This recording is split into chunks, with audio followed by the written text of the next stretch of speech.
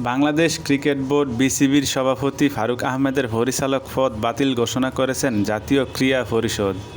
বৃহস্পতিবার রাতে ক্রীড়া পরিষদের সচিব মোহাম্মদ আমিনুল ইসলাম স্বাক্ষরিত এক প্রজ্ঞাপনে তার পরিচালক পদ বাতিল করা হয়।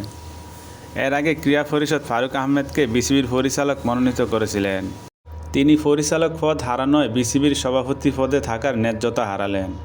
প্রজ্ঞাপনে উল্লেখ করা হয়েছে যে বিসিবি সভাপতি ফারুক আহমেদের প্রতি অনাস্থা জ্ঞাপন করেছেন বিসিবির ৮ পরিচালক।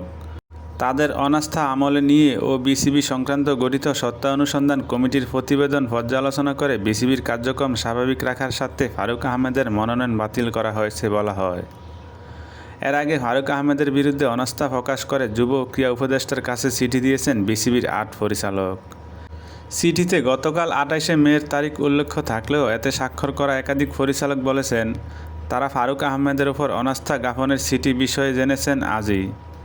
চিঠিতে স্বাক্ষর দেওয়া পরিচালকেরা হলেন বর্তমান বাংলাদেশ দলের সঙ্গে পাকিস্তানে সফরে থাকা নাজমুল আবেদিন ফাহিম সিনহা, সাইফুল আলম স্বপন চৌধুরী, ইফতেখার রহমান, মাহবুবুল আনাম, কাজী ইনাম আহমেদ, মঞ্জুর আলম ও সালাউদ্দিন চৌধুরী। তাদের মধ্যে নাজমুল আবেদিন ছাড়া বাকিরা বিগত আওয়ামী লীগ সরকারের সময় সাবেক বিসিবি সভাপতি নাজমুল হোসেন পাপনের বোর্ডেও গুরুত্বপূর্ণ দায়িত্বে ছিলেন। অনাস্থার চিঠিতে বিসিবি সভাপতি ফারুক আহমেদের বিরুদ্ধে স্বেচ্ছাচারিতা, স্বজনপ্রীতি, অনিয়মসহ নানা অভিযোগ তোলেন ৮ পরিচালক।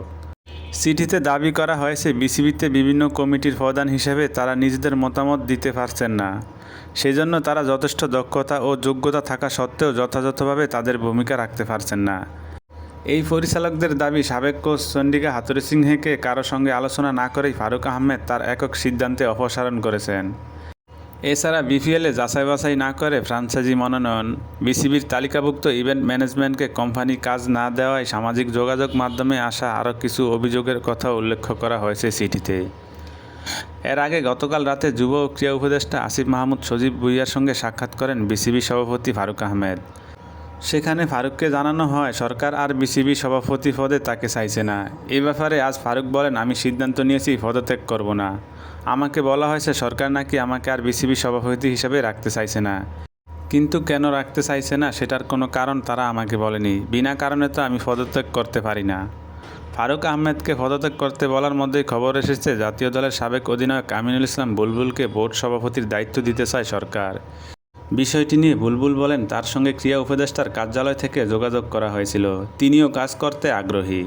আমিনুল ইসলাম বুলবুল বলেন ক্রীড়া উপদেষ্টার কার্যালয় থেকে আমাকে বলা হয়েছে, আমি বলেছি কাজ করতে আগ্রহী আছি। আইসিসি থেকেও সবুজ সংকেত দিয়েছে। বুলবুল আইসিসির এশিয়ান ক্রিকেট ডেভেলপমেন্টের ম্যানেজার। তবে আমি নির্বাচনে দাঁড়াবো না, বিসিবিকে একটা জায়গায় দাঁড় করিয়ে দিয়ে চলে যাব।